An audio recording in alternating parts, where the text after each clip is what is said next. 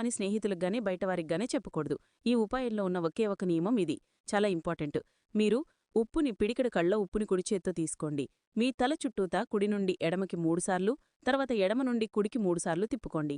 మీ తల చుట్టూ మీరే తిప్పుకోవాలి కుడి చేత్తో.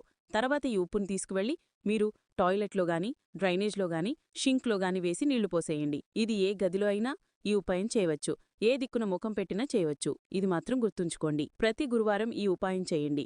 ఇంటిలో ఎంతమంది కుటుంబ సభ్యులు ఉంటే అంతమంది ఎవరికి వారు చేసుకోవచ్చు.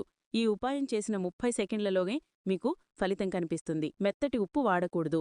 ప్రతి గురువారం మీరు చేస్తే ఖచ్చితమైన మార్పు వస్తుంది. అంటే ఏదైతే ఎదుర్కొంటున్నారో సమస్యలు బయటపడతారు. మీ మనసులో ఆ సమస్యకు సమాధానం దొరుకుతుంది అన్న భావం కలిగినప్పుడు మాత్రమే ప్రయత్నించండి. లేదండి మేమేదో చూశాము చేద్దాం అనుకుంటున్నాము కానీ అవడం లేదు అంటే మీకు మానసికంగా బద్ధకం అనేది చాలా ఉంది అనర్థం. అలాంటి బద్ధకం కూడా పోగొట్టుకోవాలి అంటే ఈ ఉపాయాన్ని కంపల్సరిగా చేయండి.